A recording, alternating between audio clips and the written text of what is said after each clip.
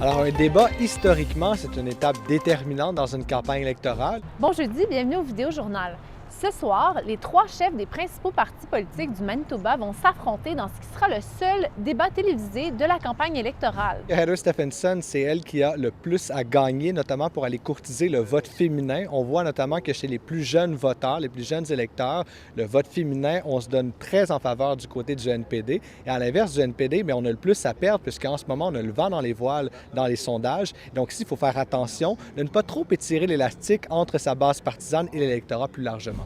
Effectivement, 47 des répondants au sondage de l'Institut Angus Reid paru hier donnent leur appui au NPD. 41 d'entre eux appuient le PC et 9 donnent leur appui au Parti libéral du Manitoba. Le sondage montre également que le coût de la vie est la question la plus importante pour les personnes interrogées, suivie par les soins de santé et la criminalité. On s'attend aussi à ce que la question des droits parentaux et de l'éducation sexuelle soit abordée au débat ce soir, alors que des manifestations à ce sujet se sont tenues partout au pays hier.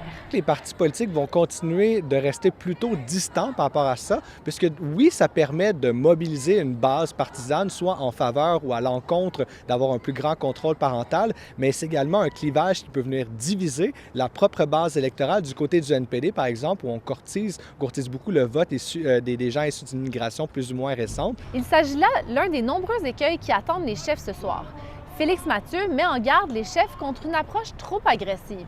C'est certain qu'un débat, on en vient toujours à critiquer très fortement les différents partis, mais le premier qui le fait, et on s'y le fait trop directement, bien, on risque de se le faire reprocher pour la suite des choses. L'électorat manitobain est un électorat plutôt modéré, donc quand on y va d'attaques trop personnelles, trop radicales, ça peut nous revenir en plein visage. Le débat commence à 18h ce soir et sera diffusé, entre autres, sur les ondes de CBC.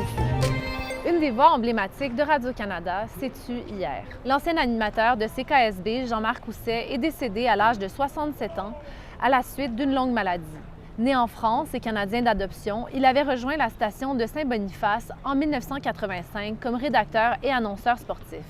En 1987, il devient l'animateur de Radio Réveil où il passera une grande partie de sa carrière. Il animera par la suite plusieurs émissions de radio comme Chute libre et Samedi détente. Jean-Marc Housset est décrit comme un animateur à la voix de velours par ses anciens collègues. Je vous souhaite une bonne fin de journée. À demain.